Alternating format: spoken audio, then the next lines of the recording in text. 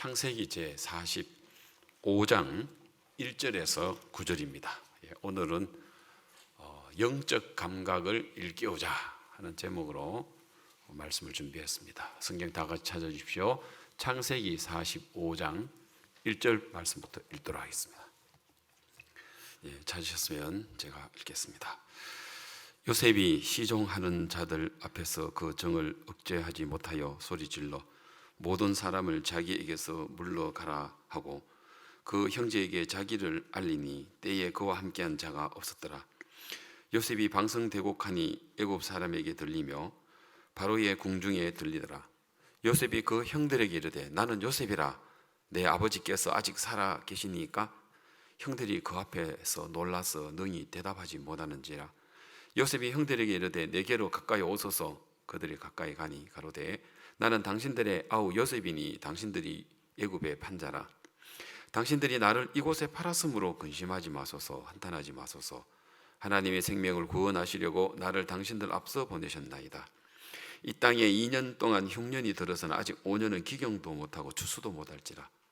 하나님이 큰 구원으로 당신들의 생명을 보존하고 당신들의 후손을 세상에 두시려고 나를 당신들 앞서 보내셨나니 그런즉 나를 이리로 보낸 자는 당신들이 아니요 하나님이시라. 하나님이 나로 바로의 아비를 삼으시며 그 온 집의 주를 삼으시며 애굽의 온 땅의 치리자를 삼으셨나이다. 당신들은 속히 아버지께로 올라가서 고하기를 아버지의 아들 요셉의 말에 하나님이 나를 애굽의 전국의 주로 세우셨으니 내게로 지체치 말고 내려오사. 9절 말씀까지 읽었습니다. 전체 소리를 좀 더 올려주십시오. 후렴 소리가 좀 약한 것 같습니다.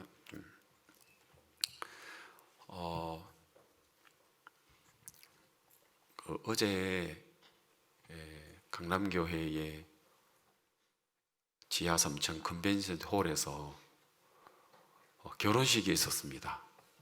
초혼이 아니고 재혼인데 저희들은 이제 강남에 어제 있는데 결혼식을 한다 하더라고요.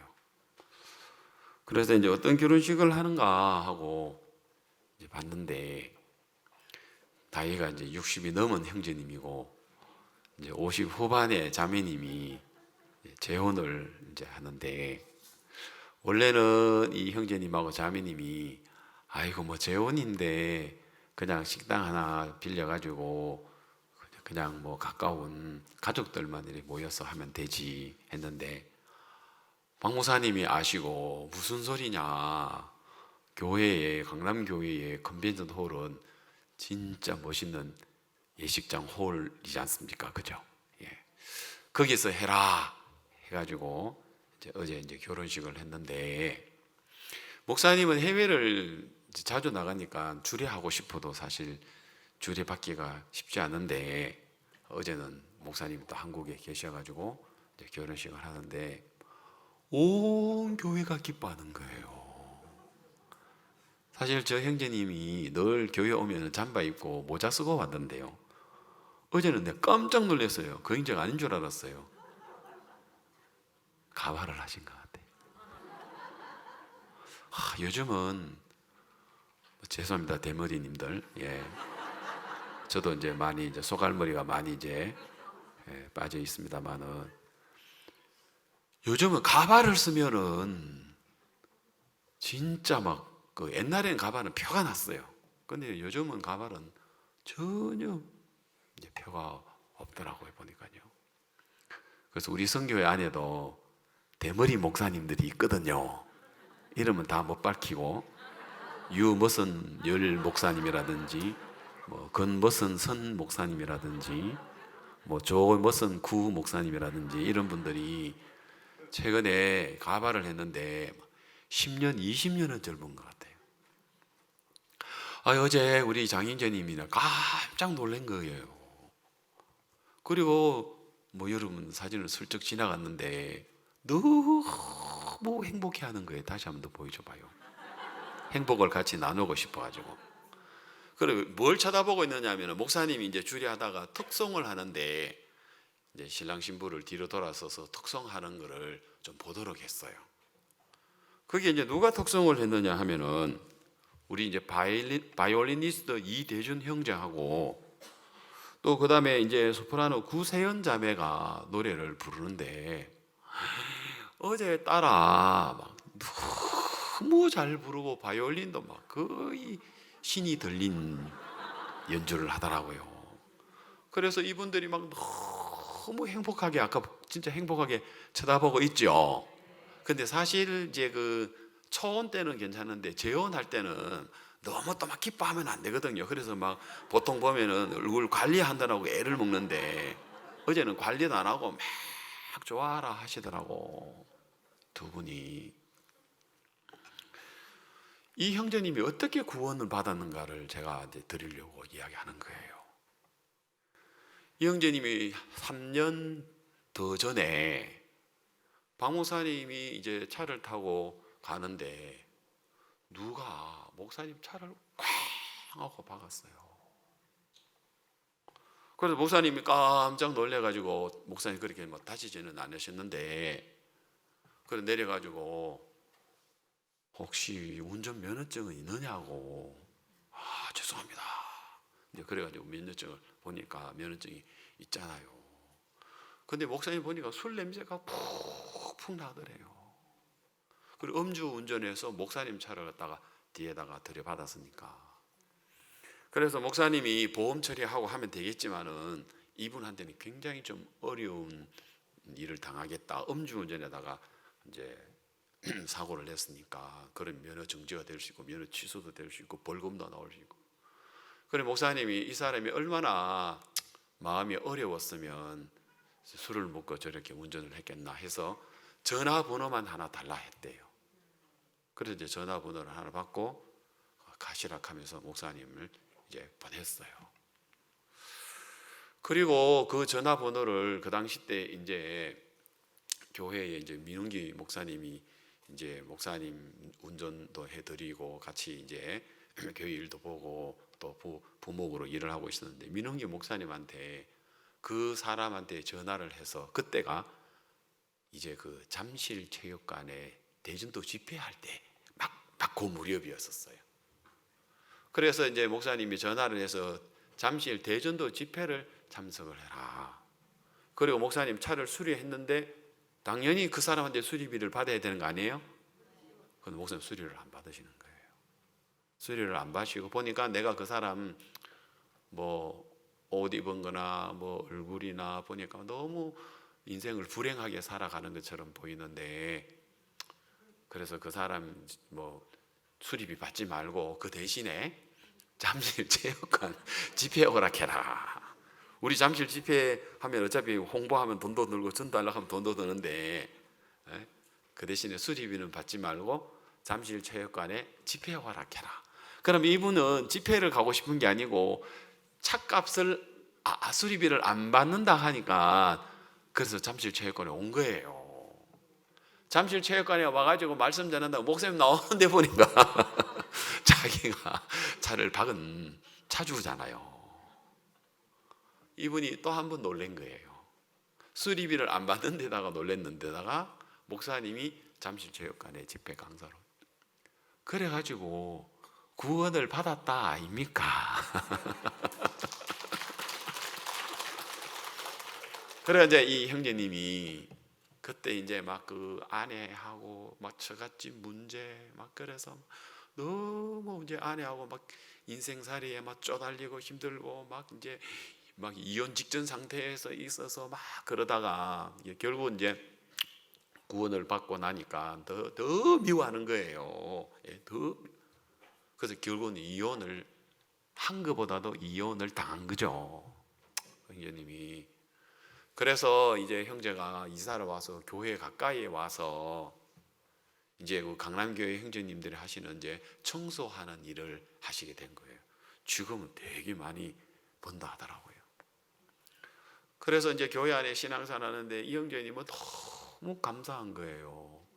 자기는 목사님 술 먹고 차를 박은 것 때문에 잠실 체육관에 와가지고 구원을 받고 목사님이 차비 수리비도 안 받고 근데 그 사이에 너무 고마워가지고 이 형제님은 계속해서 우리 식사한다고 방에 앉아 있으면은 박동기 형제님이, 장동기 형제님이 가져왔다 하면서 막 그래 보면은 막 해물 뭡니까 낙지 이래가지고 자주 거의 잠깐 이상으로 가져온 것 같아요. 내가 볼 때 구원받고 난 다음에.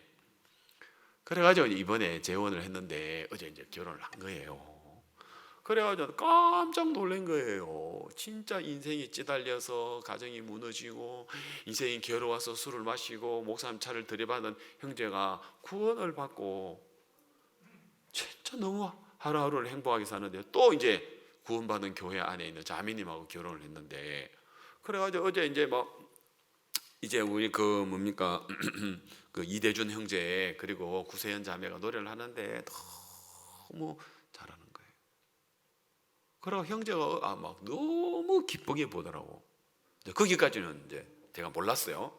그리고 이제 가족 사진을 찍는데 아까 노래 부르던 이대준 바이올리니스트 이대준하고 소프라노 구세연 자매가 같이 사진을 찍는 거예요. 저 자매들이, 저 형제가 왜 사진을 찍지?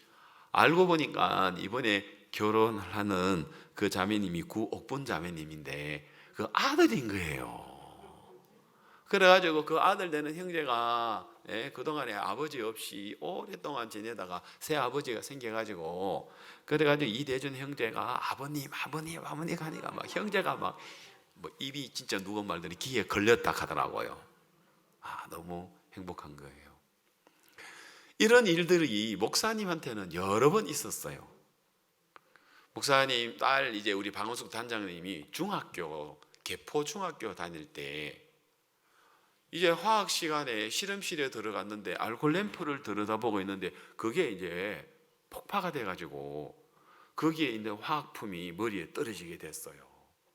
그래 떨어지게 되는데 알고 보니까 전 시간에 학생들이 화학 실험하고 알코올 램프를 뚜껑을 닫아 불을 끄고 다시 켜야 되는데 그걸 안 끄고 계속해서 이제 끓이다 보니까 비커 안에 있는 화학 물질이 폭파하면서 머리에 떨어져서 다친 거예요. 그래서 양호실에 가서 양호 선생님이 대충 이제 이렇게 꺼져 붙여가지고 될 줄 알았는데 며칠 지나가 보니까 속이 이제 썩어 들어가는 일이 있어가지고 이제 병원에 수술하는 일이 생겼어요.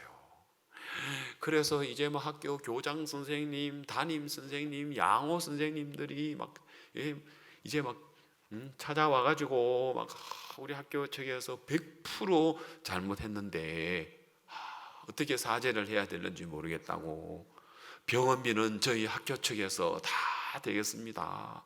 그리고도 어떻게 더 사과를 드려야 될지 모르겠다는 목사님이 아닙니다. 나는 내가 하나님의 말씀기는 목사인데 그 반에 40명이 넘는 학생들이 있는데 하필이면 내 딸의 머리에 떨어졌다면 나는 전 시간에 그 알코올 램프를 꺼야 되는데 못 껐기 때문에 그래서 문제가 생겼다고 안 하고 이거는 하나님이 우리한테 이런 문제를 준 거라고 생각합니다. 교장 선생님 조금 더 걱정하지 마십시오. 고발이나 무슨 변상을 우리가 안 하고 그건 하나님으로 받겠습니다. 아닙니다. 그래도 목사님 우리가 병원비는 내야 되겠습니다. 아닙니다. 교장 선생님, 담임 선생님, 양호 선생님 걱정하지 마시라고. 그래가지고 이제 수술을 하고 이제 개포중학교 엄마 아파트에 사실 때인데 개포중학교를 이제 다니려고 하니까 버스를 타고 다니는데 버스가 너무 복잡하니까 목사님이 이제 한 며칠은 차로 이제 태워서 개포중학교 내려다 주고 이제 목사님 성경학교 수업하기 위해서 서울제일교회로 이제 오는데 한 번은 이제 그 중학생인 딸 우리 박원숙 단장이 아빠 할 말이 있어요. 뭔데? 아빠 너는 어릴 때부터 예수님 이야기를 듣고 예수님 내 이제 다가간 건 아는데 내가 이거 안 믿고 있는 것 같아요. 아빠 교제 좀 해주세요. 그래서 이제 차를 한가로운 데다가 세워놓고 이제 따님한테 복음 교제를 해서 박원숙 자매가 그때 구원을 받았거든요. 그런 일들을 통해서 하나님께서 일들을 하시는 거라. 그때도 목사님이 우리는 병원비가 별로 없습니다. 하나님이 하셨습니다. 그 다음에 또 1986년도에 이제 우리 사역자들이, 그때는 저는 사역자가 아니었고 선교 학생 때였습니다. 이제 저는 그래서 저보다도 저 위에 선배, 이제 11기부터 18기 사이에 있는 그 사역자들이 동대전 교회에서 금식 기도를 했대요. 이제 금식 기도를 하고 3일 금식하고 4일째 아침에는 이제 죽을 드시고 점심은 야 우리 짜장면 짬뽕 시켜 먹자 이렇게 했대요. 그래가지고 뭐 이제 누구는 짜장면 누구는 짬뽕 이렇게 나눠가지고 했는데 그때 짬뽕을 드셨던 10대분의 목사님들이 다 식중독이 걸려가지고 그걸 드신 분이 아이고 배야 해가지고 병원으로 오게 된 거예요. 10몇 명이 식중독으로 병원에 와서 링게로 꽂고 뭐 난리가 났죠. 그때 제 아내가 대전 서부병원에 거기에 근무했다 아닙니까? 그때 임순원 자매는 뭐 전혀 이제 안 드러나는 자매님이었죠. 대전교회에 뭐 뛰어난 자매도 아니고 그리고 뭐 사모님이 뭐 결혼을 시키려고 생각도 뭐 안 하고 있는 때인데 86년 가을에 그래서 이제 목사님들이 병원에 와가지고 막 식중독이 걸려가지고 이게 뭐 큰 사건이잖아요. 그걸 병원장도 막 나오고 의사들도 막 나와가지고 이게 어떻게 된 거냐 그 식당 고발해야 된다 하고 막 난리가 났어요. 그때에도 목사님이 아닙니다. 하나님이 우리가 짬뽕 먹어서 식중독에 걸렸다면 이 식중독 걸린 목사님들 회개해야 됩니다. 짜장면 시킨 분들 말고 짬뽕 시키면 나 그때 짜장면 시켰는데 어떤 목사님은 나 짜장면 시켰는데 짬뽕이 먼저 오는 바람에 목사님이 늦게 가가지고 나 짜장면인데 짬뽕 먹어 나 병원 실려가 딱 하고 뭐 이런 분도 있고 막 그래서 그때 병원에서도 역시 이 병원의 병원비는 저 식당에다가 고발해야 된다. 그리고 식당에서 다 물려야 된다 하고 막 그랬어요. 그때도 목사님은 아닙니다. 우리는 하나님을 인정합니다. 하나님께 우리는 보상받고 싶습니다. 그래서 병원비도 하나도 안 받았거든요. 근데 이제 나중에 그쪽에서는 식당 측에서는 모르고 이제 배달한 사람이 돈 받으러 왔어요. 그리고 우리 목사님들이 막 화를 내면서 마리아 당신들 지금 이제 이 짬뽕 먹은 사람이 병원에 실려갔는데 무슨 지금 짜장면 짬뽕값 받으러 왔느냐고 그러면서 지금 짬뽕 먹은 사람이 지금 다 병원에 지금 이제 입원하고 있는데 하니까 그러면 짜장면 값만 주세요 뭐 이러다 아이고 죄송합니다 죽을 죄를 지었습니다 이게 아니고 그럼 짬뽕은 놔두고 짜장면 값은 내세요 이랬다 하더라고. 제가 말씀드리고 싶은 거는 목사님이 그런 일이 있을 때 하나님으로 받았다 이 말입니다. 오늘 제목이 뭐라고요? 예? 영적 감각을 일깨우자. 여러분 우리가 신앙을 하다 보면 영적인 감각이라는 게 있어요. 육신적인 감각 육적 감각, 영적 감각 이렇게 이야기할 수 있죠. 그러면 오늘 우리의 시각도 두 가지가 있어요. 우리 눈으로 보이는 시각이 있고 그리고 영적 아까 제목이 뭐 영안이라 했죠. 영적으로 보는 시각, 영안.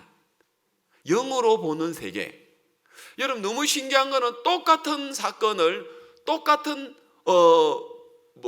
물체를 보는데도 어떤 마음으로 보느냐 전혀 다른 거예요. 이번에 우리가 해외에서 오신 102분의 목사님들이 해외에서 오셨는데 한 명도 빠지지 않고 다 하나님이 영적인 감각을 다 되찾아 주셨거든요. 영국의 스펄전 대학교 신학대학 총장님이 이번에 오셨는데 처음에는 자기가 영국에서 왔고 다른 분들은 뭐 남태평양 그리고 뭐 중남미 그리고 또 뭐 아프리카 오니까 자기는 명색이 영국에서 오고 스펄전 대학교 신학 총장으로 오셨는데 자기는 그래도 낫다 하고 있었는데 일주일 동안에 한국에 계시는 동안에 우리 목사님이 말씀 전하시는 것 또 목사님이 활동하시는 것 그리고 그라시아스의 그 노래 그리고 그레시아스의 뭐 영적인 어떤 감각, 노래 공명 뭐 이런 거 있잖아요. 그래서 이 영국의 스펄전 대학교 총장님이 오셔가 일주일 동안 우리가 하는 걸 다 본 거예요. 우리의 그 질서, 뭐 아프리카 어제 뭐 짐바브웨 목사님 하는 말이, 여기 보니까 경찰 옷을 입은 사람이 한 사람도 안 보이는데 왜 누가 그 질서 잡습니까? 하더라고. 그리고 아프리카 사람들이 왔는데 시간을 너무 잘 지킨다는 거예요. 아프리카는 보통 뭐 30분, 1시간, 옛날에 우리나라도 코리안 타임 하고 있었는데 모든 게 새로운 거예요. 예. 어제 토요 영상에 짐바브웨의 두 분, 한 분은 또 역시 짐바브웨 신학교 총장인 분도 있었는데, 이분들이 한국에 와서 영적인 세계가 눈이 떠여지고 우리 굿뉴스 미션이 하는 일들을 보고 이분의 마음들을 다 열었거든요. 왜요? 우리 선교회 안에 우리가 전하는 복음의 말씀, 이게 다르거든요. 때로는 영적인 이 감각이라는 것들이 굉장히 중요해요. 이 영적인 감각은 그냥 어떤 보면은 뭐 종교, 신앙생활 하는 데만 필요한 게 아니고요. 이 감각은 가정생활 하는데, 부부 사이, 또 아니면 직장이나 일하는 것, 결혼, 문화, 뭐 다방면의 모든 부분에 이 영적인 감각이 뛰어난 사람이 그 인생 속에서 살아가는 걸 보면요, 확실히 달라요. 여러분, 왜 우리가 열심히 일을 합니까? 학생들이 왜 열심히 공부를 합니까? 더 좋은 대학 들어가서, 더 좋은 직장에 들어가서 뭐 하려고? 더 행복하게 살려고 하는 것 아닙니까? 그런데 제가 신앙생활을 해보니까 이 행복은 영적인 감각이 있는 사람이 더 인생을 행복하게 살더라고요. 아까 우리 장동기 형제님 이야기했는데, 어쩌다가 술 먹고 목사님 차를 들이받은 것 때문에 잠실체육관에 구원을 받아가지고 진짜 인생 너무 행복하게 사는 거예요. 그전에는 막 너무 인생 속에서 찌달리고, 참 고달픈 인생을 살았는데, 목사님 차를 들이받은 것 때문에 예수님을 만난 거예요. 구원을 받은 거예요. 죄 사함을 받고 신앙의 영적인 세계를 경험하게 된 거예요. 너무 좋아하는 거예요. 여러분, 저는 이번에 지금도 이제 계속 새벽의 시간에는, 제가 새벽에는 창세기 강해를 하고 있습니다. 벌써 뭐 얼마나 오래됐는지 모르겠습니다. 지금 45장까지 왔습니다. 그래서 오늘 45장의 이야기를 읽었습니다.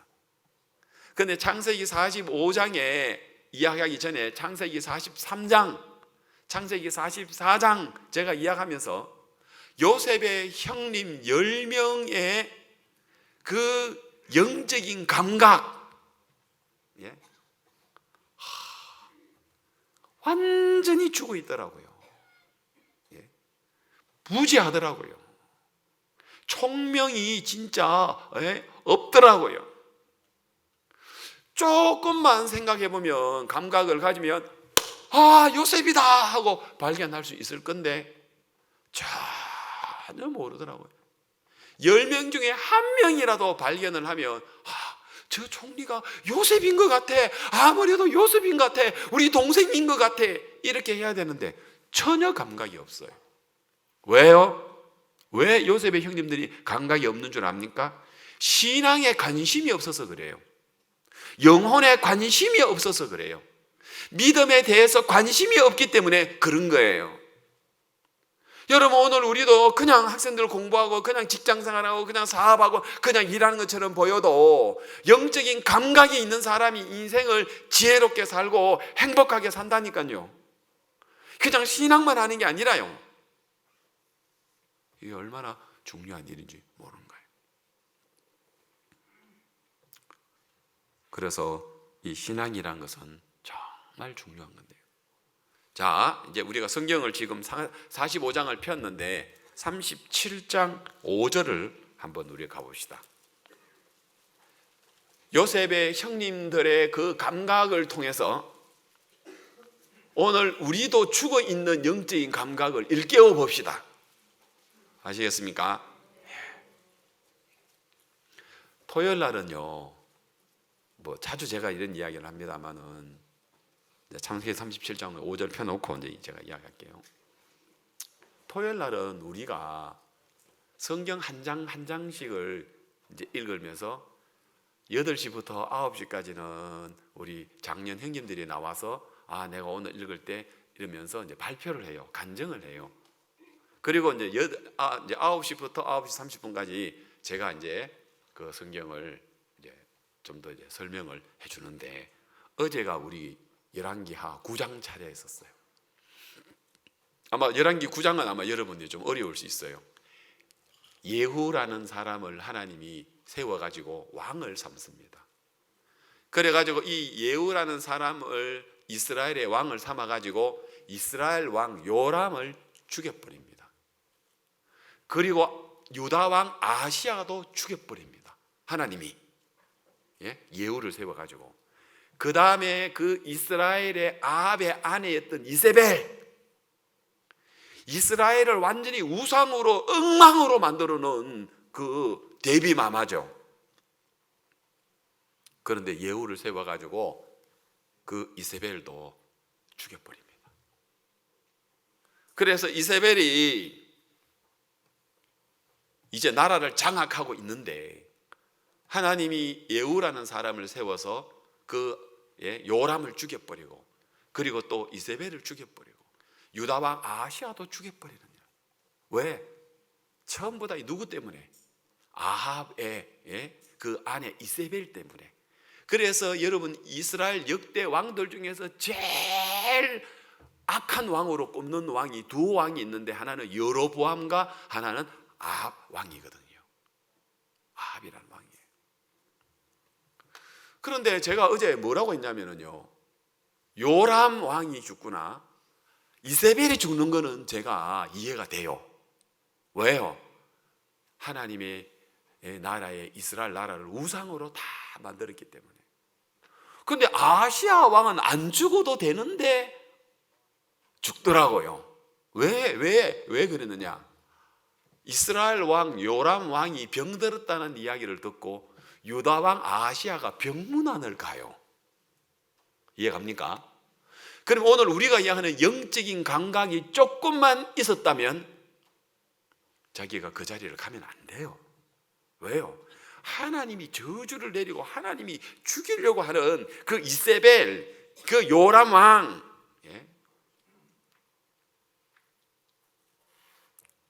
요람 왕이 병들었다고 거기에 병문안 가요. 왜? 또 인간적인 관계를 하면 자기 외삼촌이에요. 왜? 이세벨이 유다의 이세벨이 이제 그 아합 왕과 결혼을 하고, 그러면서 또 유다 왕이 또 뭡니까? 서로 이제 사돈 관계를 맺어버렸거든요. 그래가지고 이제 아하시아는 요람 왕이 자기 외삼촌이 돼요. 그래서 이제 병문안을 갔다가 하나님이 예후를 세워가지고 요람과 이세벨을 죽일 때 아하시아도 그 와가지고 그죠? 하나님이 죽이라 하더라고. 여러분, 뭐 성경 내용을 모르는 사람들이 뭔 소리인가 잘 모르는데, 제가 드리고 싶은 거는 영적인 감각이 조금만 있었다면 아하시아가 요람 왕한테 병문안 안 갑니다. 왜요? 하나님이 지금 죽이려고 하는 사람인데 그따다가 가서 같이 석유통 들고 불구덩이에 뛰어 들어가는 거나 마찬가지죠. 성경에도 미련한 사람이 벌을 받으러 들어가는 것과 같다 하는 그런 구절과 같아요. 그거는 그냥 짧게 넘어가겠습니다. 자, 그래서 오늘 이 창세기 37장 이 이야기를 이제 제가 이제 읽었는데, 37장 5절에 보니까 요셉이 꿈을 꾸고 자기 형들에게 고하여 그들이 그를 더욱 미워하였더라. 요셉이 꿈을 꿨습니다. 근데 어떤 꿈을 꿨느냐? 6절. 요셉이 그들에게 이르되 청컨대 나의 꾼 꿈을 들으시오. 꿈 이야기를 합니다. 뭐라 합니까? 우리가 밭에서 곡식을 묵더니 내 단은 일어서고 당신들의 단은 내 단을 둘러서 절하더이다. 그다음 그 형들이 그에게 이르되 네가 참으로, 그다음 여러분이 읽습니다. 시작. 우리의 왕이 되겠느냐?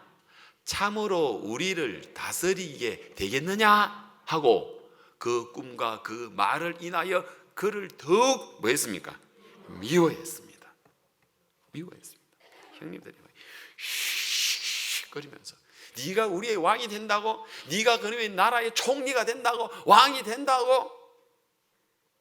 그 다음에 19절에 뭐라 합니까? 19절에서 서로 이르되 꿈꾸는 자가 오는도다. 이 형님들이 바깥에 이제 일을 하고 있는데 아버지가 요셉을 보내서 너그 형들이 잘 있나 한번 둘러보고 오라 해서 그 들판에 형님들 찾아러 나갔거든요. 그래서 형, 로벤 형, 시몬 형, 유다 형, 레위 형, 아버지가 찾아요 하고 이제 찾아러 왔단 말입니다. 그랬더니 형들이 뭐라 합니까? 서로 이르되 꿈꾸는 자가 오는도다. 그다음 자, 그를 죽여 한 구덩이에 던지고 우리가 아버지에게 말하기를 악한 짐승이 요셉을 잡아먹었다 하자. 그럼 또 여러분이 읽습니다. 시작. 그 꿈이 어떻게 되는 것을 우리가 볼 것이니라 하는지라. 뭐라고? 네가 왕이 된다고? 네가 총리가 된다고? 그리고 우리가 절한다고? 말이 돼? 우리가 그 꿈이 어떻게 되는가? 우리가 두고 볼 것이다 이놈아. 그래가지고 이제 사실 구덩이 넣어서 죽이려고 하다가 제일 큰 루벤 형이 야 그래도 배 다르지만 그래도 우리 동생이 아니냐, 응? 죽이지 말자. 그래서 그들이 이집트로 내려가는 노예 시장 장사꾼들에게 은 20을 받고 요셉을 노예로 이집트로 팔아버리잖아요. 그래가지고 은 20개로 팔아가지고 10명이니까 2개씩 나눠 가졌잖아요. 동생 팔아가지고 인신매매범이야 형들은. 예? 동생을 팔아버렸단 말입니다. 그리고는 그 꿈이 어떻게 되는 걸 볼 것이다 이놈아 이랬거든요. 자, 성경에 보면은 42장 6절 42장 6절 이제 세월이 22년이 지났습니다. 아까 우리 창세기 37장에서 이제 42장으로 넘겨왔는데 장수는 5장 넘어왔지만 세월은 22년이 지났습니다. 그 사이에 요셉은 노예로 팔렸고 종살이를 하게 되고 억울하게 감옥살이도 하게 되고 그러다가 13년 만에 바로왕의 꿈을 해석해 주고 30살에 이집트의 총리가 됩니다. 총리가 됩니다. 그리고 풍년 7년 37살 그리고 흉년 2년 차 요셉이 형들을 만나게 됩니다. 제가 이야기했습니다만 요셉이 총리가 되었는데 다른 건 아무것도 안 하고 양식만 팔아요. 그래 나오죠. 6절 때에 요셉이 나라의 총리로서 할 일이 많을 건데 다른 거 아무것도 안 해. 그 땅의 모든 백성에게 팔더니 뭘? 양식을 팔더란 말입니다. 왜요? 왜 총리가 지금 다른 일 아무것도 안 하고 양식만 팝니까? 형님 만나야죠. 그래서 제가 지낸 이야기입니다. 총리가 양식을 파는데 창고를 하나밖에 안 만들어요. 우리 같으면 서울도 만들고 인천도 만들고 대전도 만들고 대구도 만들고 부산도 만들어야 되는데 창고 하나만. 왜? 형님 만나려면 요 창고 하나만. 그래서 모든 사람이 줄 서서 양식 사러 오는 거야. 그러니까 신하들도 이해가 안 가는 거야. 우리 총리가 이해가 안 간다고 왜 이 창고를 하나만 만들어서 사람들을 이렇게 줄 세우는지 모르겠다고. 그리고 총리가 계속 사람들 쳐다보고 있고 화장실 갈 때는 잠깐만 아무 일도 하지 말고 양식 팔지 마. 화장실 갔다 와서 자 다시 어떤 일 밥 먹을 때도 잠깐 밥 먹을 때 하지 마. 다들 이해가 안 가는 거예요. 이 총리가. 나중에 이해가 되죠. 총리 누구 찾아내려고? 형님 찾아내야죠. 왜 형님 찾아냅니까? 아버지 찾아내려고, 자기 동생 찾아내려고. 왜요? 이 땅에 흉년 7년은 다 죽게 돼 있으니까. 요셉에게 안 오면 다 죽게 돼 있으니까 형님의 생명을, 아버지의 생명을, 자기 친동생을 생명을 살리려고 지금 이 일을 하고 있는 거예요. 그런데 드디어 22년 만에 자 이제 나옵니다. 요셉의 형들이 와서 그 앞에 땅에 엎드려 절하매. 9절 절하매 9절 요셉이 그들에게 대하여 꿈을 생각하고, 아까 37장이 뭐라 했어요? 내 볕단이 서 있고 형님 볕단이 절합디다. 그러니까 형들이 막 시끄러면 네가 이 나라의 왕이 된단 말이야, 총리가 된단 말이야, 우리가 네 앞에 절한다고. 말도 안 되는 소리를 하지 마, 이 녀석아. 이 녀석 구덩이에 죽어가 버리고, 그리고 아버지에게는 악한 짐승이 잡혀버렸다 하자. 그 꿈이 어떻게 될 것을 우리가 볼 것이다 이랬잖아요. 그런데 총리가 됐어야 안 돼서 22년 후에 만났거든. 형님들이 다 엎드렸어. 그리고 요셉은 22년 전에 자기가 집에서 형님들에게 꿈꾼 이야기를 했는데 그 꿈을 생각했단 말입니다. 9절 요셉이 그들에게 대하여 꾼 꿈을 생각하고, 꿈을 꿨다. 근데 요셉은요, 형들에게 꿈을 꿨을 때 미움을 받았어요. 꿈 꾸고 더 잘 된 게 아니라, 꿈은 잘 되는 꿈인데, 총리 되는 꿈인데 꿈대로 반대로 흘러가 버리는 거예요. 그죠? 도리어 형님들에게 미움받고 종살이 해야 되고 감옥살이 해야 되고 그랬단 말입니다. 그런데 하루아침에 총리가 되어지더라 말입니다. 요셉은 노예로 팔릴 때도 꿈을 생각하고, 누명을 썼을 때도 꿈을 생각하고, 감옥에 갇힐 때도 꿈을 생각하고, 총리가 됐을 때도 꿈을 생각하고, 요셉에게 가지고 있는 그 꿈이 있었기 때문에 요셉은 항상 그 꿈으로 말미암아 어려움을 이길 수 있었단 말입니다. 그런 것처럼 오늘 하나님이 오늘 우리에게도 주신 꿈이 있습니다. 지난주도 이야기했죠. 여러분, 우리에게도 꿈이 있습니다. 하나님이 요셉에게 꾸게 하신 그 꿈, 총리가 되는 꿈처럼 데살로니가전서 4장에서 우리는 예수님이 천군 천사와 함께 나팔을 불 때에 우리가 공중에 끌어올려, 공중에서 주와 끌어올려 공중에서 주를 영접하게 되고 어린 양의 혼인잔치에 우리는 참여할 꿈이 있습니다. 요한계시록 20장에서 또 그 다음에 우리는 하나님과 그리스도의 제사장이 되어서 이 땅의 천년 왕국, 이 땅의 천년 동안 우리가 왕이 되어서 그리스도와 함께 이 땅에 살 왕같은 제사장이 되는 그 꿈이 있습니다. 우리가 꾼 게 아니고 하나님이 꾸게 해 주신 거예요. 아멘 되십니까? 지난 주일날 말씀드린, 야, 내 꿈은 뭘까? 예? 마인드 강사? 치과 의사? 아니면 뭐 복음 전도자? 이렇게 생각했는데 그게 아니고 요셉에게 준 꿈이 그게 내게 준 꿈이구나. 여러분도 그 꿈 가지고 있습니까? 그 꿈을 생각하고, 예? 그 꿈을 생각하고, 여러분, 우리가 꿈 생각해야 돼요. 우리가, 여러분, 아까 이야기처럼 우리가 끌어올려 공중에서 주를 우리가 만나서 거기서 우리가 주를 영접하게 돼요. 요셉이 총리가 되는 꿈처럼 그 꿈을 우리가 꾼 게 아니고 꾸게 해 주신 거예요. 요셉이 형님을 만났습니다. 그리고 이제 요셉이 뭐라고 하냐면요, 딱 처음에는요, 형이라고 안 밝혀요. 요셉이 안 밝혀요. 내 인원들, 너희들이 정탐꾼이라, 이 나라에 양식이 많은 걸 보고 이 양식을 훔쳐가려고 온 정탐꾼이다 이놈들아 하고 막 몰아붙였어요. 그러니까 아유 총리님, 우리는 아닙니다. 우리는 한 형제가 아닙니다. 아버지가 계시고 그리고 하나는 없어졌고 말자는 아버지 옆에 있습니다. 우리는 한 형제가 아닙니다. 그랬어요. 아니야, 너희들은 틀림없는 정탐꾼이야. 이 나라에 양식을 훔쳐가려고 지금 엿보러 온 정탐꾼이다 하고 요셉이 몰아붙여 버렸어요. 그래 형님들이 막 죽으려고 하는 거예요. 그래가지고 나중에는 시므온 한 사람을 감에다가 볼모로 잡아놓고 나머지 9명은 양식을 가득 채워가지고 보내면서 너희들이 말하는 말제, 아버지 곁에 있는 말제 베냐민을 데리고 와라 이렇게 이야기해요. 그러면 너희들이 정탐꾼이 아닌 거를 내가 인정해 줄게 이래요.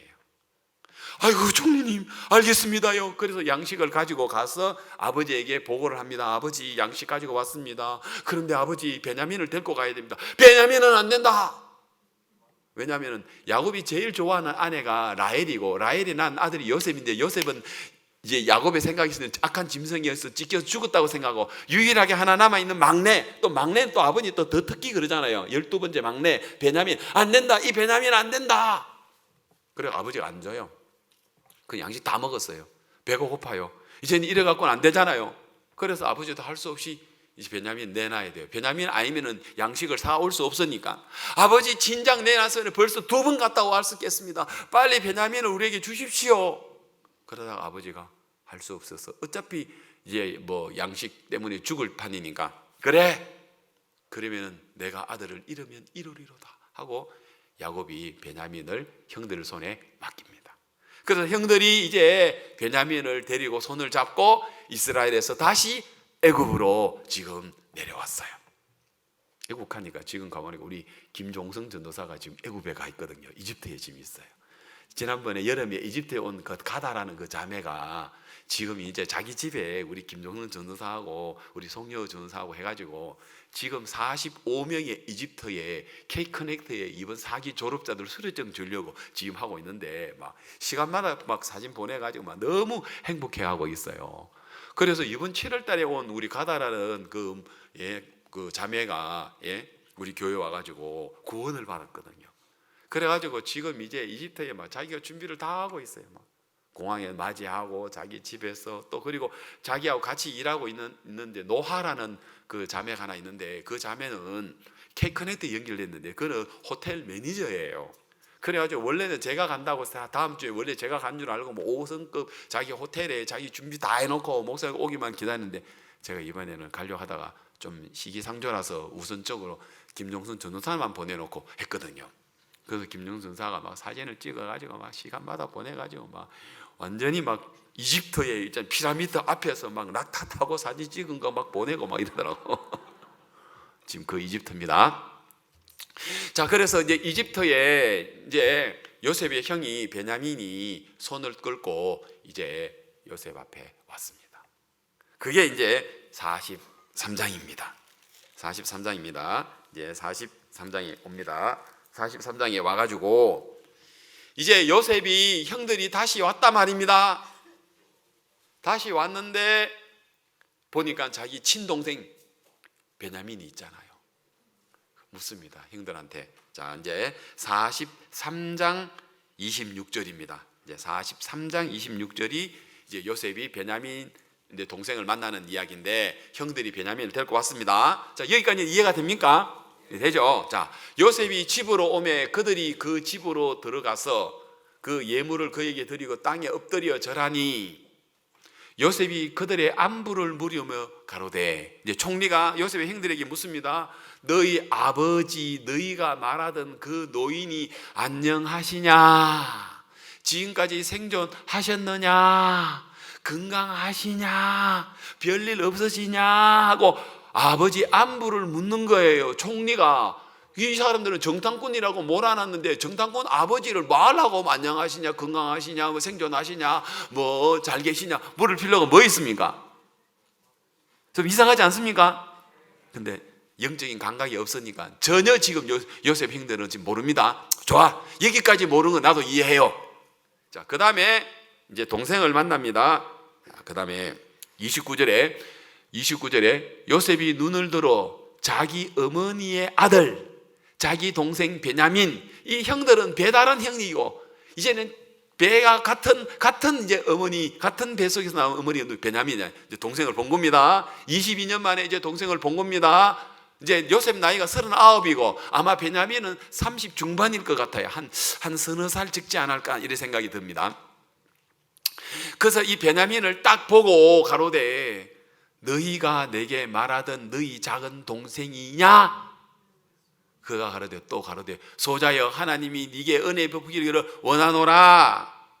그러면서 요셉이 아우를 인하여 마음이 타는 듯 함으로, 22년 만에 친동생, 그것도 엄마가 일찍 돌아가시고 베냐민 뒀다가 어머니가 돌아가셨기 때문에 이 베냐민은 유일하게 진짜, 그리고는 형이 17, 그러니까 베냐민이 뭐 열 몇 살 때 형이 잃어버렸으니까 엄마도 없고 친형도 없고 그냥 배다른 형들하고 살고 있던 이 베냐민이 이제 요셉이 그걸 생각하니까 막 동생을 생각하니까 막 막 마음이 타는 듯 하는 거예요. 그래가지고 묻다가 급히 울 곳을 찾아 안방으로 들어가서 울고 예, 얼굴을 씻고 나와서 막 요셉을 보니까 막 감정이 막 억제가 안 되는 거예요. 막 울고 막 세수 막 벅벅벅 세수하고 막 또 나와가지고 그러는데 목이 다 메였어.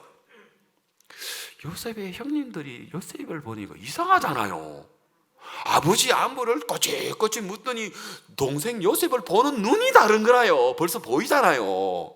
그래 안 그래요? 사람들이 제가 손자들을 이래 손자를 보면 내 얼굴이 막 딴 얼굴이 나온대요. 그 숨길 수가 없잖아요. 지금 요셉이 베냐민을 보는데 얼굴을 숨길 수가 없는 거예요. 막 감정이 타가지고 막 그거 후닥닥 나와가지고 막 엉엉 울고 막 세수 벅벅하고 들어와가지고 목이 왜 네 동생이냐 하고 하니까 형들이 생각 이상하다. 저 베냐민을 보고 저 요셉이 왜 이러지? 이러면 진짜 우리가 22년 전에 요셉이 꿈을 꿨는데 왕이 된다 하더만 진짜 저 총리가 요셉일 줄 몰라 하고 이래 생각해야 안 돼요? 이 정도 생각해야 안 돼요?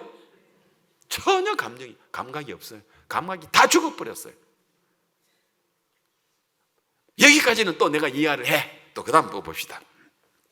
그 다음에 33절 아니 31절 얼굴을 씻고 나와서 그 정을 억제하고 음식을 뭐 했어요? 차리라. 총리가 정탐꾼으로 몰아난 그 형들이 이제 다시 돌아와 베냐민과 돌아왔는데 식사를 차렸어요. 오찬을 준비를 했어요. 예? 그러면은 총리가 음식을 차렸으면은 햄버거 하나고 콜라 하나씩 줬겠습니까? 예? 성경에 안 나오는데 한번 생각해 보세요. 총리가 자기 형들 왔고 동생 베냐민을 왔는데 그냥 햄버거 하나하고 콜라 하나만 나눠줬겠습니까? 진수성찬 육해공군 다야. 알겠습니까? 육해공군 소고기부터 시작해서 그래서 진수성찬을 딱 차린 거 보면 또 형님 또 놀래요 안 놀래요? 우리를 정탐꾼으로 몰아놓고 식사 차린 거 보니까 뭐 가족들을 식사 차리듯이 차려놓은 거예요. 자, 그 다음 또 33절. 그 다음에 33절. 그들이 요셉 앞에 앉는데 형들이 이제 앉아서 어쩔 줄 모르니까 이제 총리가 여러분들 식사 자리에 앉으시오. 그 형들이 이제 뭐 어떻게 앉아야 될지 모르니까 요셉이 정해줍니다. 저기 저 특수염 많이 난 사람 당신 여기 앉으시오. 그분 누구냐면 로벤입니다. 형이 로벤이 이름을 알지만 로벤 여기 앉으시오. 시몬 여기 앉으시오. 이러면 안 돼. 그거는 문제 안 되고. 그래서 저기 턱수염 나신 분 여기 앉으세요. 저기 좀 얼굴이 굳어 있는 사람 두 번째 여기 앉으세요. 그 시몬이죠. 지난번에 감옥에 갇힌 사람 그 옆에 앉으세요. 그 다음에 이제 유다, 레위, 갓, 아셀, 단, 납달리, 스불론, 이사갈 해가지고 장류의 차서대로 나이의 순서대로 자리를 앉히는 거라. 이거는 누구만 할 수 있어요?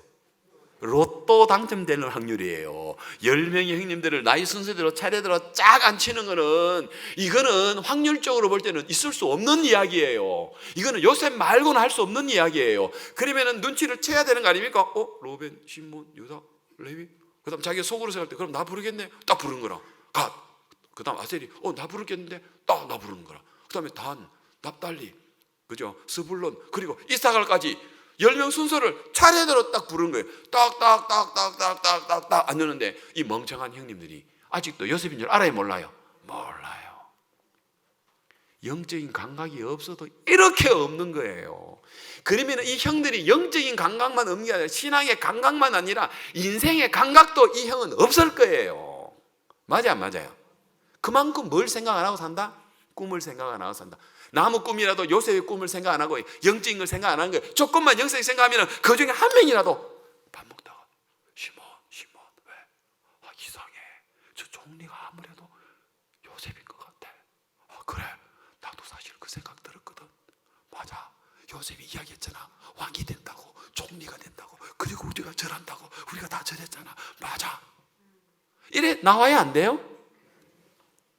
이래 안 하는 거예요. 그 다음에 또 봅시다. 34절에 또 봅시다. 또 알아먹을 만한 또 조건 또 나오거든요. 요셉이 자기 식물로 그들에게 주되 베냐민에게는 다른 사람보다 몇 배? 5배, 5배나 더 주는 거예요. 그러면 또 눈치채야 돼, 안 채야 돼요? 채야지. 요셉이 베냐민한테는 형들보다 5배나 더 주니까 2배도 아니고 5배나 더 주니까 맞아, 저 요셉 맞아, 이래 나와야 되죠. 저 총리님 아력이 항상합니다만 저희 동생 같은데요, 혹시 요셉이 아니세요? 이래 나와야 돼요, 안 나와야 돼요? 전혀 생각을 안 하고 있습니다. 다시 말하면 그만큼 우리식으로 이야기하면 그만큼 영적인 부분에 관심이 없는 거라. 신앙에 관심이 없는 거라. 세상 풍속에 쫓고 밥 먹고 돈 벌고 집 사고 그냥 그저 인생 하나님 안 믿는 사람들이 눈과 귀와 입과 모든 게 가려져 있어서 우상을 섬기는 사람처럼 영적인 감각이 전혀 없는 거예요, 여러분. 이게 요셉 형님들 이야기가 아니고 오늘 이 시대에 살아가고 있는 구원받은 우리 양천교회 형제 자매님들의 모습이에요, 여러분. 이다지도 영적인 감각이 없습니까? 이다지도 신앙의 마음이 없습니까? 이렇게도 영적으로 하나님이 일하시는 것 앞에 우리의 신앙에 세상 구원 안 받는 사람처럼 똑같은 방식으로 똑같이 보고 삽니까, 여러분? 이제 우리는 영적인 감각을 일깨워야 합니다, 여러분. 되살려야 합니다, 여러분. 형님들이 왜 이렇게 모릅니까? 이렇게도 모릅니까? 형님들 욕할 게 아니고 우리가 그랬다 말입니다. 여러분, 시편 115편 안 찾지 마십시오. 그냥 자막으로 보여드리게요. 자막이 다 준비해놨습니다. 시편 115편 4절입니다. 한번 봅시다. 저희의 우상은 음과 금이요 사람의 수곡물이라. 입이 있어도 말하지 못하며. 이 우상에 관한 이야기인데 지금 성경에서는 우상을 섬기는 우리 인간도 그렇다 하는 그걸 지금 이야기를 하려고 하겠습니다. 입이 있어도 말하지 못하며. 여러분, 사람들이 입이 있는데 말을 왜 말 못하면 말 잘하지. 얼마나 말을 잘합니까? 영적인 말 한마디도 못한 거예요. 좋은 면문대에 나와가지고 사람이 막 박사학위가 몇 개나 가지고 있어도 영적인 말은 못하는 사람이에요. 왜요? 거듭나지 않으면 영적인 말을 못하게 돼 있어요. 맞습니까? 입이 있어도 말 못하고 있어요. 눈이 있어도 하나님의 세계를 보지 못하며. 그 다음에 귀가 있어도 듣지 못합니다. 귀는 뚫려서 소리는 듣는데, 알겠습니까? 청력은 있는데 하나님의 세계를 듣지 못하고 있는 거예요. 코가 있어도 맡지 못하고 있는 거예요. 영적인 냄새를 못 맡고 있는 거예요. 그 다음 손이 있어도 만지지 못해요. 영적인 것을 만지지 못하는 거예요. 발이 있어도 영적인 세계를 걷지 못하고 있는 거예요. 목구멍으로 있어도 소리를 내지 못하고 있는 거예요. 왜요? 영적인 감각이 다 죽어있기 때문에. 영적인 감각이 죽어있기 때문에. 그 다음에 우상을 만드니라. 그것을 의지하는 자가 다 그와 같으랴. 여러분, 우상이 뭡니까? 우상의 근본은 공중의 권세 잡은 자 다단입니다. 에베소서 2장 2절에서 우리가 다 그 가운데 행하여 이 세상 풍속을 쫓고 공중의 권세 잡은 자를 따랐으니 곧 불순종의 아들들 가운데 역사하는 영이라. 우리가 다 육체와 마음에 원하는 것을 하여 본시장 진노의 자녀이었더니. 그 에베소서 2장에 있는 말씀처럼 아까 시편 115편 4절에서 8절에 있는 이야기를 눈이 있어도. 다시 한번 더 115편 5절부터 올려주십시오. 115편 5절 다시. 입이 있어도 말하지 못하고, 눈이 있어도 보지 못하고, 그 다음에 귀가 있어도 듣지 못하고, 코가 있어도 맡지 못하고, 손이 있어도 만지지 못하고, 발이 있어도 걷지 못하고, 목구멍이 있어도 그 소리가 나올 수가 없는 거예요. 영적인 감각이 다 죽어서 하나님의 세계를 볼 눈이 없는 거예요. 이 형들이 그런 거예요. 이 형들이. 내가 설명했는 거 맞죠? 너무 형들이 진짜 요셉을 몰라도 너무 모르는 거예요. 그 정도 되는 것 같으면 아무리 몰라도 아, 요셉이다 요셉이다 이렇게 해야 되는 거 아닙니까? 맞죠? 다시 말해 형들은 영적인 신앙에 대해서 관심 없이 그냥 몸뚱아리 가지고 밥 먹고 사는데, 목구멍이 포도청이라 밥 먹고 사는 데만 세상 사람들처럼 그렇게 살아가고 있는 거예요. 자, 45장에서 이제 요셉은 드디어 이제 형님들에게 안 밝힐 수가 없습니다. 이제는 형님들에게 이제 밝힙니다. 이제 오늘 읽었던 45장 이야기입니다. 이제 형님들에게 밝힙니다. 요셉이 시종하는 자들 앞에서 그 정을 억제하지 못하여 소리질러 모든 사람을 자기에게서 물러가라. 이제 이집트 사람들 다 물러가라 했어요. 형들만 남도록 했어요. 그 형들에게 자기를 알리니 때에 그와 함께한 자가 없었더라. 요셉이 방성되고 가니, 이제 형님들이 더 이상 숨길 수 없어서 방성되고 합니다. 방성되고 가니 애굽 사람들이 들림에 바로의 궁중에 들리더라. 3절 요셉이 그 형들에게 이르되 나는 요셉이라. 그 전에 알아차려야겠는데, 그죠? 요셉이라. 내 아버지께서 살아 계시니까, 건강하십니까? 안녕하십니까? 내 아버지가 생존하십니까? 형들에게 묻는 거예요. 그리고 형들이 그 앞에서 놀라서 뭐예요? 너희 대답지 못하니 어안이 벙벙한 거예요. 왜? 꿈을 한 번도 생각 안 했잖아요. 그리고 요셉을 애굽에 팔아버리고는 22년 동안 꿈을 한 번도 생각 안 했다니까요. 그러니까 감각이 다 죽어버린 거예요. 그래 내가 요셉이라 하니까 어안이 벙벙해가지고 지금 놀래고 있는 거예요. 그 다음 요셉이 형들에게 이르되 내게로 가까이 오소서. 가까이 왔을 때 시각이 이렇게 갔겠습니까? 그랬을 것 같아요. 그래 안 그래요?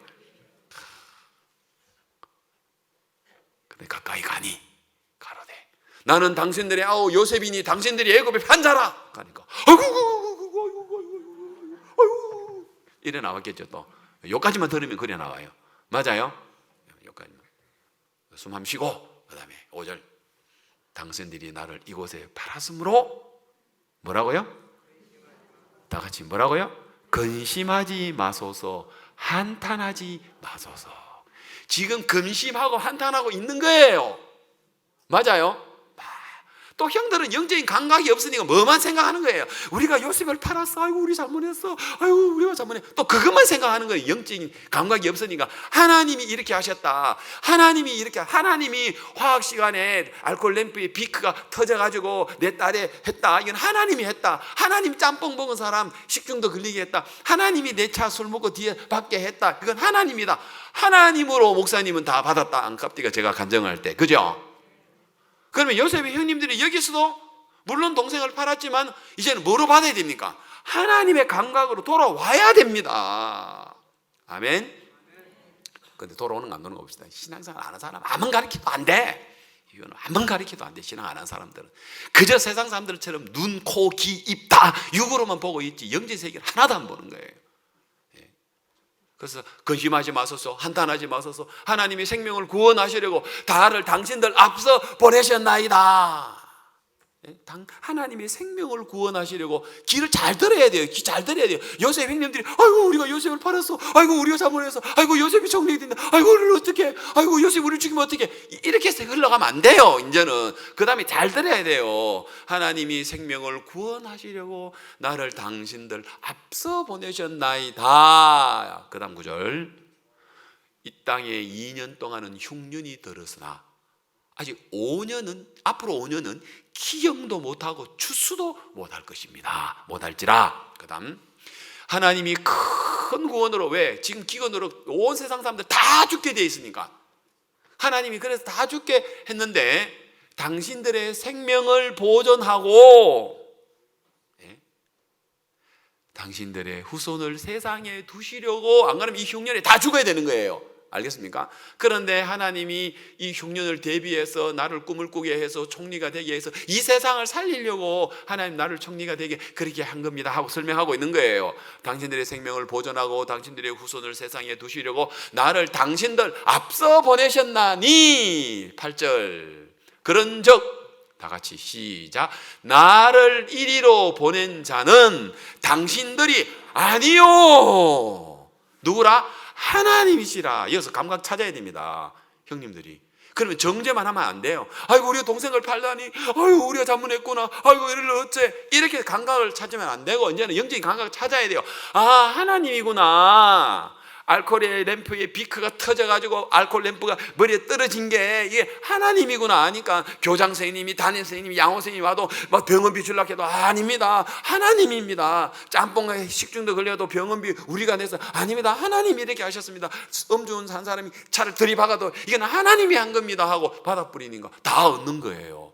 그때 우리 준아 엄마가요, 그때 그 이제 병원에 있었는데 그 병원에 이사장님이 뭐라 하냐면은, 너 목사니, 야 진짜 존경한다, 존경하다 못해 무섭다 하더라고요. 왜? 세상적으로 일을 처리 안 하는 거라. 다른 데 가면 난리 치고 막 고발하고 막 병원비 내라 하는데, 아닙니다, 우리가 병원비 다 내겠습니다. 병원 측이 아닙니다, 그쪽에다가 우리가 고발해가지고 받아내, 아닙니다, 외원장님, 이건 우리가 내는 겁니다. 하나님이 우리에게 가르쳐 주는 게 있어서 그렇다. 하나님으로 받아버린 거. 병원장님이 우리 준엄마한테 하는 얘기야, 야 너가 목사님 정말 존경스럽다, 존경스럽다 못해 무섭다, 두렵다라고 이야기했어요. 세상 사람들도. 알겠습니까? 감각이 있으니까. 맞죠? 네. 자, 그래서 지금 요셉의 형님들이 이야기를 했어요. 뭐라고? 8절에 그런즉 나를 이리로 보낸 자는 당신들이 아니야 하나님이시라. 하나님이 나로 바로의 아비를 집을 삼으시며 그 온 집의 주를 삼으시며 애굽의 온 땅을 취재로 삼으셨나이다. 오늘 우리 읽었던 본문, 그리고 마지막 9절 뭐였습니까? 당신들은 속히 아버지께로 올라가서 구하기를, 아버지의 아들 요셉의 말에 하나님이 나를 애굽의 전국에 주로 세우셨으니 내게로 지체 말고 내려오십시오. 아버지, 22년 전에 요셉이 꿈대로 총리가 되어 있습니다, 아버지. 그리고 빨리 아버지를 모시고 오십시오. 그래 형님들이 가서 아버지 모시고 오거든요. 처음에는 아버지도 안 믿어요. 왜? 아버지 머릿속에는 악한 짐승에게 찢겨 죽었다고 생각하는데 아무리 설명해도 안 믿어요. 그래가지고 아버지 그럼 바깥에 나가봅시다 하니까 바깥에 뭐가 있어요? 총리가 아버지를 싣고 오라고 보낸 뭐가 있었어요? 병거가 있었단 말입니다. 병거. 알겠습니까? 그 애굽에 있는 총리가 타는 병거, 자기가 타는 병거 아버지 싣고 오라고 보냈으니 그 병거가 어떻겠습니까? 얼마나 화려했겠습니까? 그죠? 형들이 아무리 사기쳐도 그거는 사기칠 수가 없잖아요. 처음에는 방 안에서 아버지 요셉이 살아 있습니다, 총리가 되어 있습니다, 얼른 가십시다, 아버지 오라 합니다 할 때, 야 이놈아 무슨 그런 소리를 하냐, 요셉이 22년 전에 죽었는데 무슨 그런 소리를 하느냐, 아닙니다 아버지 요셉이 지금 총리가 되어 있습니다. 아버지 아무리 설명해도 안 믿어. 그래가 마당에 와서 마당에 보니까 뭐가 있어요? 병거를 보니 그제서야 야곱이 소생한지라, 이래 성경이 나오더라고. 이해됐습니까? 자, 그리고 이제 마지막으로 정리를 해드리겠습니다. 이제 50장으로 넘어가는데, 그리고는 이제 세월이 이제 이 야곱이 137살에 돌아가시거든요. 이때가 이제 야곱이 바로왕을 만나서 네 나이 몇 살이냐 하니까 130세입니다라고 이야기하죠. 예, 130세입니다라고 하고 137세에 죽었으니까, 그러면 요거 이제 지금 이제 앞으로 7년 후 이야기입니다. 알겠습니까? 7년 후 이야기입니다. 자, 50장으로 넘어갑니다. 그리고는 아버지가 137세에 죽습니다. 137세에 죽습니다. 자, 죽고 요셉이 아버지를 장례 치렀습니다. 이제 이해갑니까? 지금 7년이 지났습니다. 지금 제 하는 이야기 따라와야 됩니다. 자, 그래서 7년 동안 요셉하고 아버지하고 이제 총리하고 잘 지내왔습니다. 그리고 아버지가 돌아가셔서 창세기 50장에 아버지 장례를 치릅니다. 자, 아버지 장례를 다 치르고 나니까 그 다음에 성경에서 요압이 뭐라 합니까? 15절에 요셉의 형제들이 그 아비가 죽었음을 보고 말하되 요셉이 혹시 우리를 미워하여 우리에게 그에게 행한 모든 악을 다 갚지나 아니할까? 세상에 영적인 감각이 없으니까, 요셉을 몰라도 정말 모르니까 또 자기들의 어떤 인간적인 생각, 인간적인 육체의 감각, 그걸로 또 살아가는 거예요. 그걸로 사니까 생각하니까 아버지가 살아있을 때 우리를 살려놨지, 아버지가 죽었으니까 우리를 살릴 이유가 하나도 없어, 요셉이 우리를 죽일 거야, 이렇게 생각이 흘러가는 거예요. 이만큼 영적인 감각이 없는 거예요. 그래서 뭐라 합니까? 요셉이 말하여 전하여 가로되 당신의 아버지가 돌아가시기 전에 명하여 이르시기를 너희는 이같이 요셉에게 이르라 네 형들에게 네게 악을 행하였을지라도 이제 바라건대 그 허물과 죄를 용서하라 하셨다 하라 하셨나니. 뭐 복잡습니다. 그 허물과 죄를 용서하라 하셨나니 당신들의 아버지의 하나님의 종들의 죄를 이제 용서하소서. 당신들의 아버지의 하나님의 종들의 죄는 뭐 복잡합니다. 형님들인데, 그죠? 신앙이 없고 영적인 감각이 없으면 이렇게 구질구질한 게 붙는 것 같아요. 당신의 아버지의 하나님의 종들의 죄를 이제 용서하소서 하고, 그러니까 요셉이 뭐 하더라? 하니까 요셉이 뭐 하더라? 그 말을 들을 때 뭐 하더라? 울더라. 왜 울어요? 요셉이 왜 울어요? 예? 아버지가 죽은 게 생각나서 울었어요? 예? 뭐 울었어요? 형님들이 너무 영적인 감각이 없는 거예요. 맞죠? 요셉도 못 알아보더니, 알아볼 수 있는 조건이 있는데도 못 알아보더니, 그렇게 알아들을 만큼 이야기했는데도 또 못 알아듣고, 아버지 죽고 나니까 또 딴 생각, 영적인 감각이 없으니까 육발로만 사는 거예요. 육적인 감각으로만 사니까 요셉이 우는 거예요. 맞죠? 예수님도 우신 적이 있어요. 요한복음 11장에 뭡니까?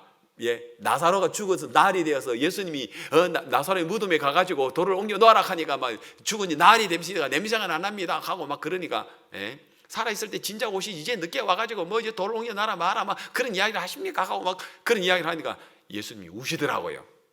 왜요? 이미 말씀을 보내서 네 오빠가 죽을 병이 아니고 죽지 않는다고 이야기했고, 내가 부활이고 내가 오빠가 다시 살아난다고 아무리 설명해도 마리아 마르다가 영적인 감각이 없으니까 예수님 말을 못 알아듣는, 나중에 예수님 우시더라고.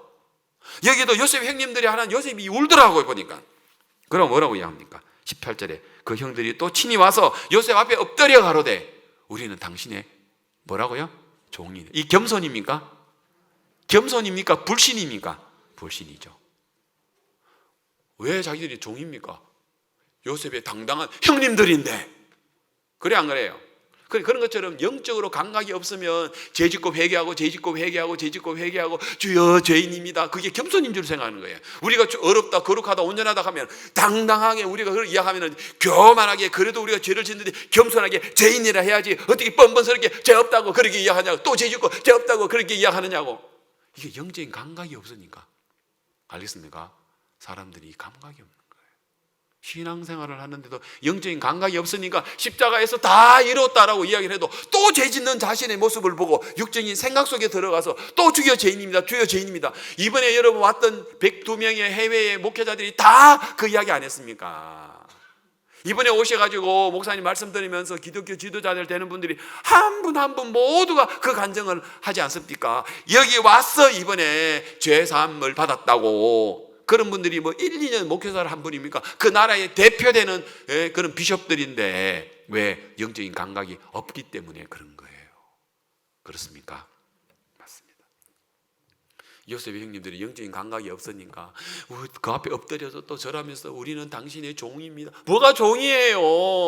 형님들이지. 당당하게 약속이 있는데 45장에 약속한 그 약속 기억하면 어떨 때는 아이고 우리가 요셉 앞에 당당해서 되겠나 싶은 마음 들지만 형님들이 서로 의논하는 거예요. 아니야, 이거는 약속이야. 하나님이 꿈에게 요셉에게 주신 꿈처럼 이것도 우리에게는 꿈이야. 우리의 약속이야. 요셉이 우리를 잘하는 거는 우리가 행동이 똑바로서가 아니고 하나님 주신 약속이야. 요셉에게 하나님의 뜻이 우리도 영적인 감각 찾아야 돼. 이래 나와야 돼, 안 해요? 그래야 되냐? 그래서 요셉 앞에 당당해야 되는 거예요. 형님도 오셨습니까? 요셉 총리 잘 있었는가? 하고 이래 나와야지. 아버지가 죽고 나니까 또 뭐 아버지가 돌아가시기 전에 이야기하기를 너 형들이 죄를 잘못했다 할지라도 용서하라고 하셨나니 아버지 하나님의 종들의 죄를 용서하소서. 또 다시 또 엎드려 와가지고 우리는 당신이 종이니다 하고 있는 거예요. 그러면 요셉이 겸손으로 봐줄까요? 아닙니다. 그래 안 봐줍니다. 그 다음 뭐라고 하면 19절에 요셉이 그들에게 두려워 마소서. 내가 하나님을 대신하리까. 하나님이 이렇게 했는데, 하나님이 형들에게 용서해 주시고 하나님의 생명을 보존하려고 하나님이 이렇게 했는데 내가 그걸 바꿀 수 있습니까? 내가 하나님을 바꿀 수 있습니까? 아닙니다, 형님들. 20절 당신들은 나를 헤아려 하였으나 하나님은 그것을 선으로 바꾸시고 오늘과 같이 만민의 생명을 구원하시려고 하셨나니 당신들 두려워하지 마십시오. 내가 당신들과 당신들의 자녀를 기르리이다. 당신들이 간곡한 말로 위로하였더라. 그럼 여기서 감각을 형님들이 찾아야 돼, 안 찾아야 돼? 찾았을 것 같아, 안 찾았을 것 같아? 내가 볼 때 안 찾았을 것 같아. 영적으로 지독히 영적인 관심이 없는 사람, 그냥 세상 살아가고 밥 먹고 살아가고 인간적으로만 생각하고 있지 이 영적인 감각은 전혀 없는 거예요, 여러분. 자, 성경 마지막 에베소서 4장 이야기를 하고 마치겠습니다. 에베소서 4장 17절. 그러므로, 앞을 쳐다봅니다. 그러므로 내가 이것을 말하며, 그러므로라는 이야기, 요셉의 형님들 이야기로 이제 생각합시다.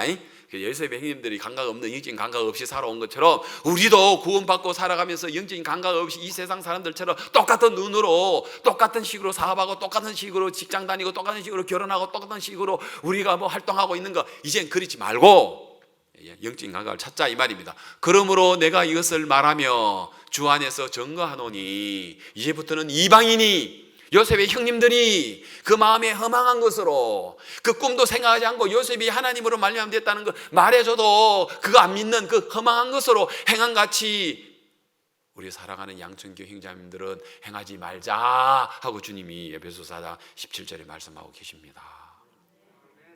여러분, 우리 영적인 감각 찾읍시다. 그 다음 18절. 저희 총명이 요셉 형님들입니다. 우리 양천교 형제자매들, 영적인 감각을 잃어버린 형제자매들을 이야기합니다. 저희 총명이 어두워지고 저희 가운데 있는 무지함과 저희 마음의 굳어짐으로 말미암아 하나님의 생명에서 떠나 있다. 요셉 형님들이 총명이 어두워진 거예요. 요셉을 못 알아보는 거예요. 알아보를 수 있도록 로벤, 시몬, 레위, 유다, 가, 아셀, 스불론, 이사갈, 단, 납달리, 스불론, 이사갈, 그래 순서대로도 못 알아봐요. 영적으로 죽어버렸어요. 세상적인 눈만 떼어져 있죠. 저희 총명이 어두워지고 저희 가운데 있는 무지함과 저희 마음이 굳어짐으로 말미암아 하나님의 생명에서 떠나 있도다. 요셉을 만나가지고 요셉이 하나님이 생명을 다 주셨다라고 다 이야기하고 복음 다 전해도, 알겠습니까? 십자가에서 다 이뤘다, 우리 행위와 상관없이 예수님을 하면 온전하게 했다 해도 또 주여 죄인입니다, 이 죄를 용서해 주옵소서 하고 죄짓고 회개하고 죄짓고 회개하고 좀 감각이 없어요. 그렇게 흘러가는 오늘 일반 사람들, 일반 교회들, 그리고 우리가 제 어머니 다시 시작하면 이단이다 라고 이야기하는 그들, 영적인 감각이 다 죽어 있는 거예요. 19절. 저희가 뭐가 없어요? 감각 없는 자 돼요. 영적인 감각 없는 자. 요셉의 형들이 영적인 감각이 없는 자가 되어서 자신을 방탕에 방임하, 이걸 방탕이라고 합니다. 술 마시고 뭐 담배 피우고 뭐 노름하고 이런 게 방탕이 아니라 그리스도인의 방탕은 꿈을 생각하지 않는 겁니다.